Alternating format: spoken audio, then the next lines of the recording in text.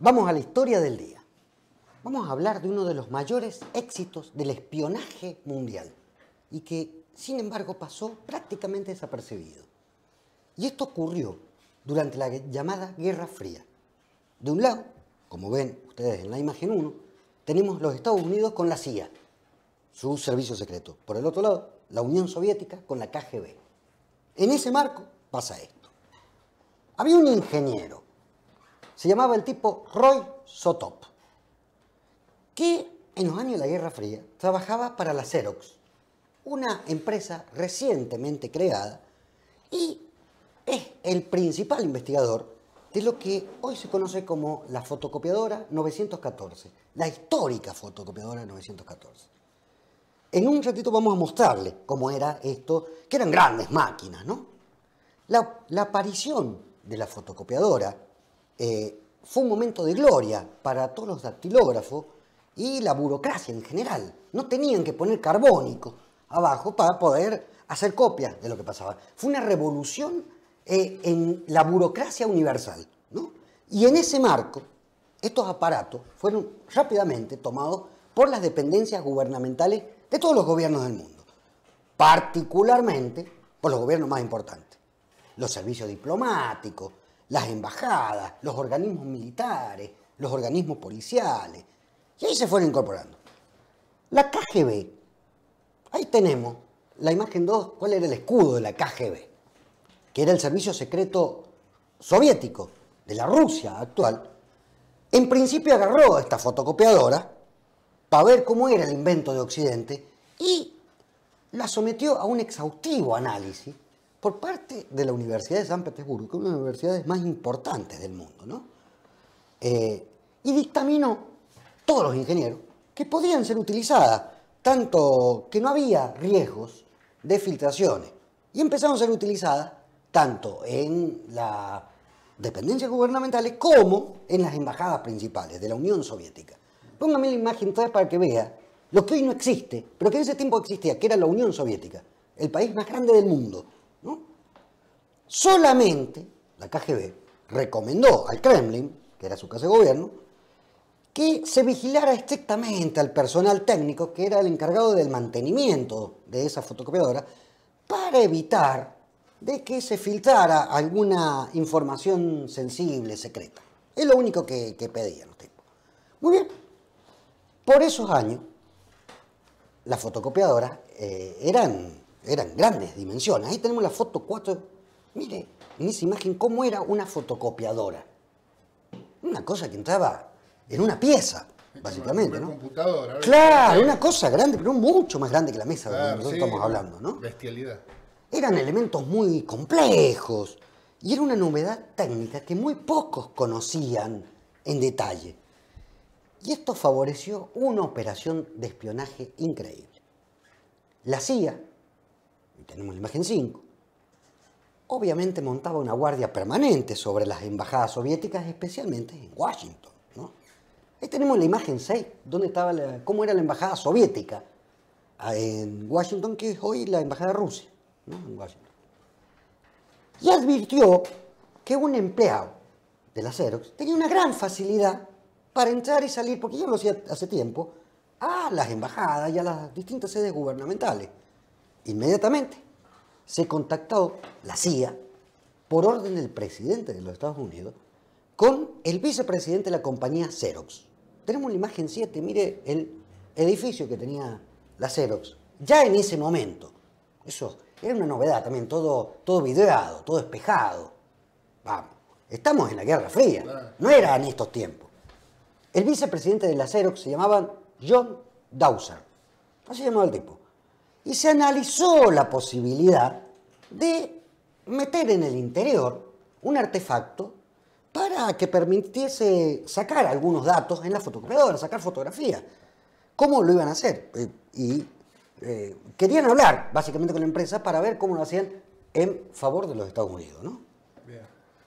Como las reparaciones y las tareas de mantenimiento de la fotocopiadora Xerox se realizaban bajo la vigilancia de los servicios secretos de la Unión Soviética, el equipo fotográfico clandestino debía ser diseñado de tal manera que permitiese al equipo técnico extraer la película sin que nadie sospechase nada normal y que pudiese retirarse de la embajada también sin que nadie lo advirtiera. Pero la CIA advirtió que el tipo, ese que entraba y salía, y que aceptase hacer el trabajo, lo iba a hacer por cuenta propia y que si pasaba algo, ni el gobierno de los Estados Unidos ni la CIA iban a reconocer el hecho.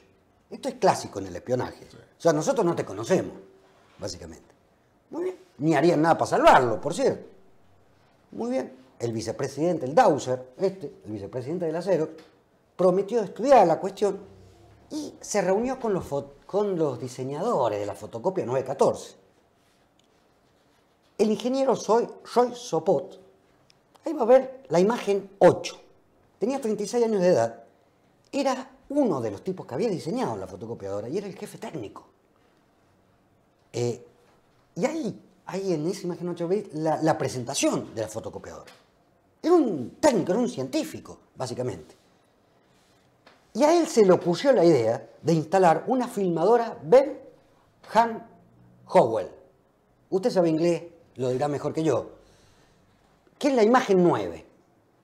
Claro, pero la filmadora era muy grande. Era una filmadora muy grande. ¿Cómo hacemos para meterla dentro de la fotocopiadora? Había que meter esa filmadora apuntando al objetivo donde se colocaban los papeles, para que sacara otra fotocopia, digamos, que es la que iban a espiar. Claro. Entonces se pusieron a preparar una cámara especialmente diseñada para esta tarea. Y se le incorporó una célula fotoeléctrica. Hoy eso es muy normal, que son las que usted ve cuando va caminando y se prenden las luces. Pero en ese tiempo era una novedad técnica, no existía. La cámara se tenía que encender cada vez que se encendiera la fotocopiadora, porque de otra manera hubiese despertado sospecha. Pues este Roy Sopot, que tenía 36 años, inventó las cosas para hacerlo. ¿Y cómo hacía? Cada vez que se encendía la fotocopiadora, pero que pasaba, ahí se encendía la célula fotoeléctrica y sacaba la foto. Es decir, 2 veces se sacaban las fotocopias, ¿no? Bien. Les metían un rollo de 15 metros. Imagínense un rollo de 15 metros metido. Tenía que disimularse. Y con eso obtuvieron centenares de imágenes. Además, para que pasara desapercibida, se pintó este diseño con los mismos colores de los grandes componentes que tenía la fotocopiadora, que eran las máquinas de ese entonces, y se le instaló de tal manera que pudiese ser extraída y reemplazada rápidamente. Mire la imagen 10. En la imagen 10 está como usted ve todos los componentes y todos son iguales. Al tipo se le ocurrió meter una cámara, ¿no? Una célula fotoeléctrica, 15 metros de rollo y disimularlo en el medio. Es como esconder un árbol en un bosque. Y lo logró. Era un gran éxito técnico en el mundo esto, ¿no? Entre 1961 y 1969, y esto está mal en realidad, fue hasta 1974, las fotocopiadoras acondicionadas por este Sopot, por este ingeniero, que fueron acondicionadas para el espionaje y eran atendidos por este técnico, especialmente en la Embajada de Estados Unidos, pero no era la única, acumularon cientos de documentos. Iban hacia la CIA. Eran todas las fotocopias que se sacaban en la embajada. Había millares de fotografías y documentos ultra secretos que se mandaban al Kremlin desde la Embajada de Washington. Ahí tenemos uno de los documentos ultra secretos en la imagen 11. Una de las fotocopias de esta foto que le sacaba este Sopot, sí, medio escondido, ¿no? Y a medida que Xerox introducía nuevos modelos, porque entra el progreso tecnológico, más perfeccionados cada vez estos modelos, había que modificar estos aparatos de microfilmación. Y el técnico, el mismo tipo, actuaba siempre al lado de los personajes de la KGB que lo vigilaban armado. Ahí tenemos una ilustración, la foto 12. El tipo estaba sacando películas con tipos armados al lado que ni cuenta se daban.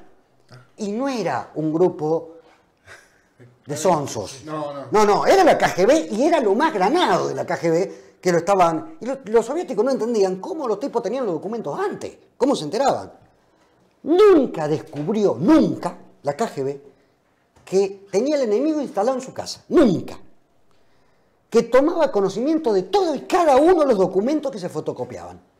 Y de todos los mensajes secretos que se mandaban, los planos, incluso los planos de lugares, desde las embajadas hasta el Kremlin.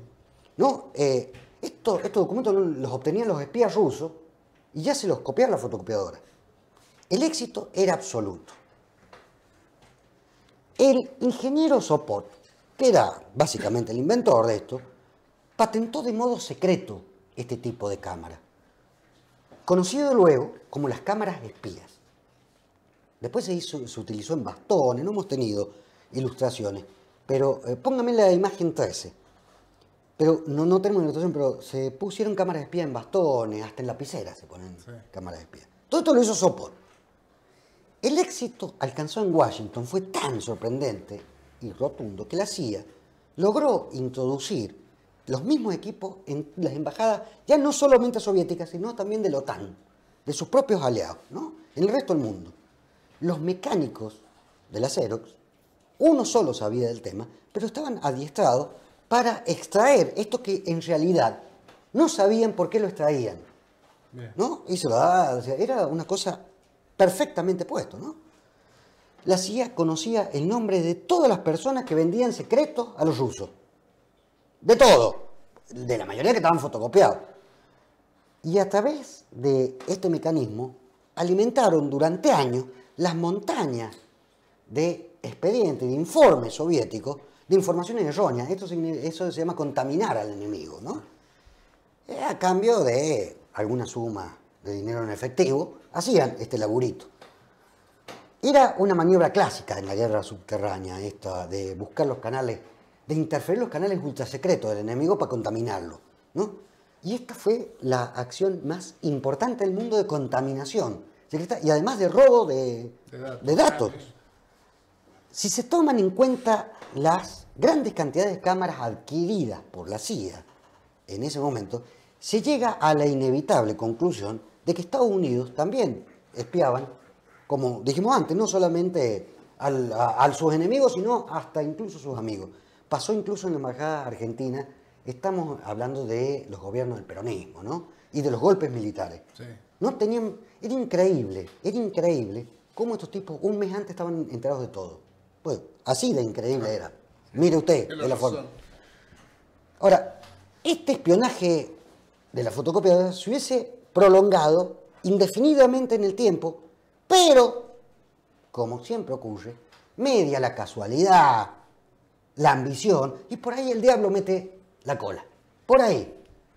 En 1974, una compañía química estadounidense se le ocurrió la misma idea y trató de instalar una cámara en la fotocopiadora de una empresa rival.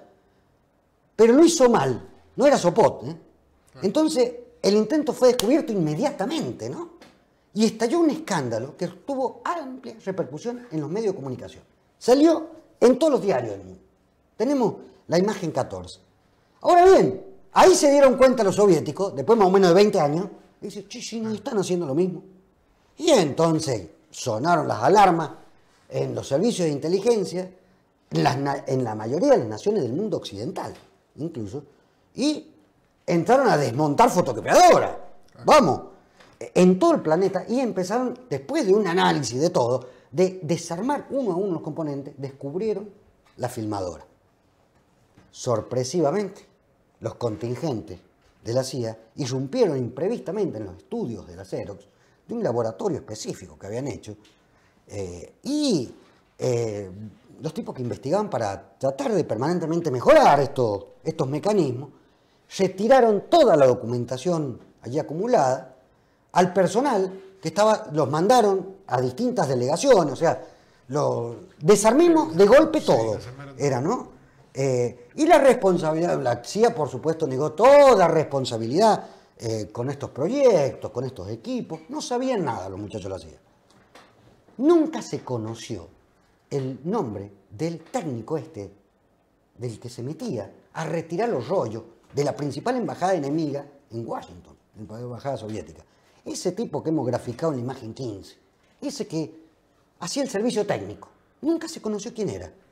2 veces por mes este tipo, 2 veces por mes, durante 20 años, ingresaba a la embajada soviética en Washington, se jugaba la vida cada vez que iba, ¿no? En presencia de los agentes de la KGB que vigilaban atentamente todos sus movimientos. Retiraba la cámara, los rollos de filmación, todo tranquilo, tranquilo.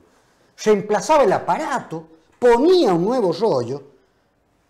Nunca descubrieron quién era, y al día de hoy no se sabe el nombre de este tipo que hizo una de las hazañas mayores en la historia mundial del espionaje. Ahora, ¿qué pasó con el ingeniero Roy Sopot, el que había inventado todo esto? El tipo se retira de la Xerox en 1979. Es un tipo prácticamente anónimo. Y comenzó a trabajar en Texas. Fue recomendado por la Marina de los Estados Unidos.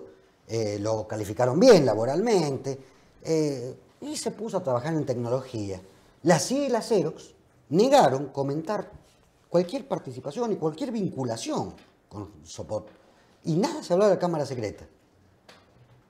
Sopot estimó, y casi estimó bien, de que no había sido reconocido suficientemente el logro técnico de él.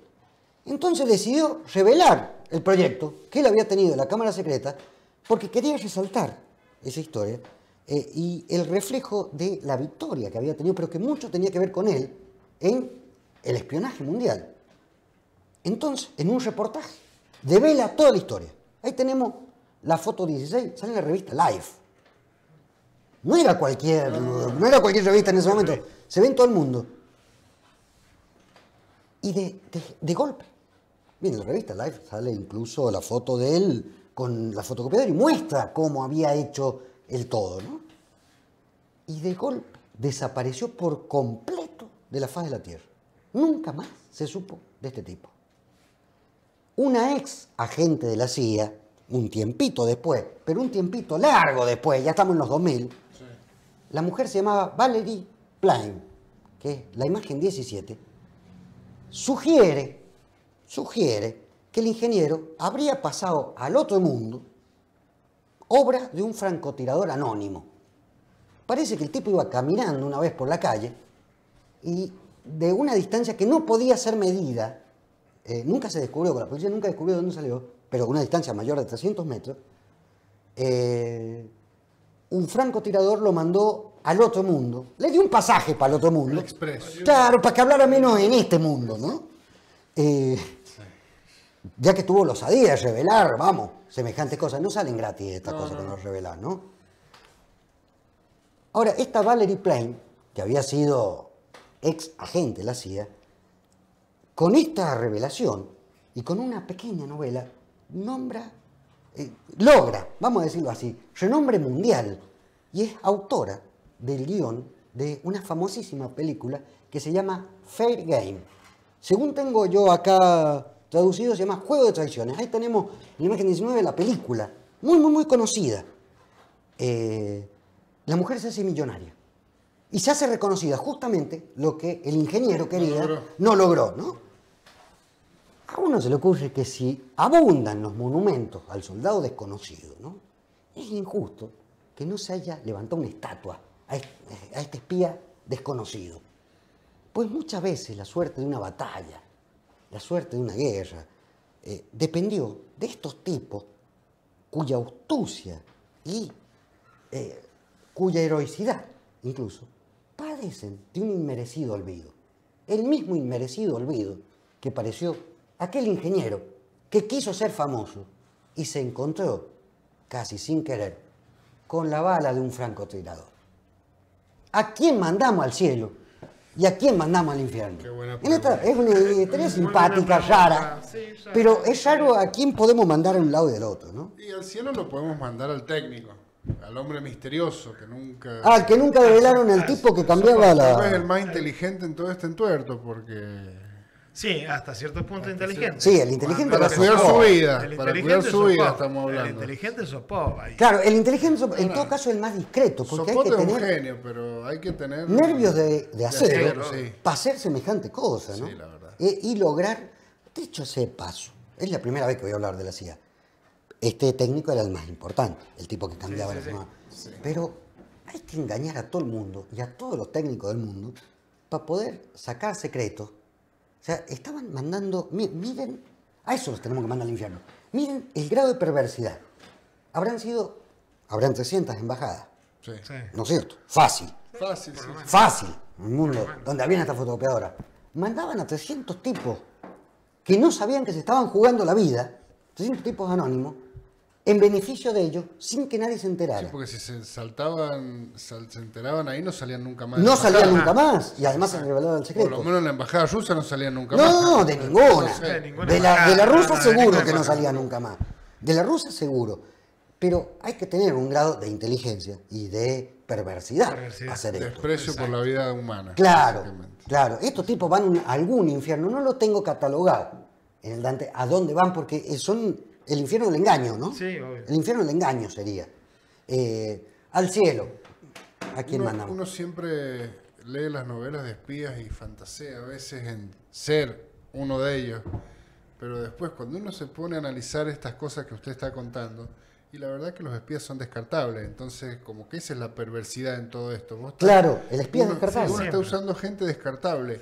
Puede ser James Bond o Juan Pérez, pero son descartables los dos. Claro, claro. Y nunca son reconocidos por los gobiernos que lo mandan. Jamás porque nunca nadie tuvo la culpa, nunca nadie planificó No, no. Pero nada. dígame si mandamos a alguien al cielo, porque hasta el momento no. Le hemos mandado a este técnico, ¿no? Sí. Por lo menos por la. Y a los técnicos, Sí, a que, los pusieron, técnicos que pusieron hasta a trabajar, algunos a de su inteligencia. sacar. A la autora de la película por dar algún manto de publicidad a Sopot. O sea, Claro, lo tratando de hizo dilucidar famoso. ¿Qué le Claro, pasó? lo hizo famoso. Lo hizo Dilucidar famoso. qué le pasó al pobre hombre. Habría que ver si es legítimo. Vamos a verlo en el Ya próximo habría que bloque ver del si no debate. estaba ella detrás del rifle. Era de la CIA. Era de la CIA, por lo menos tenía algunos datos. Vamos a ver, déjeme pasar algo para el debate. Y es si es legítimo hacer cualquier cosa, aunque... a ver si logro encontrar las palabras. Una persona logra un invento importantísimo. Pasa al anonimato. ¿Es legítimo que el tipo quiera obtener la fama a partir de eso? Aún poniendo en riesgo los secretos militares de su propia patria. ¿Es legítimo o no lo es? Déjenmelo pensar y vamos al debate.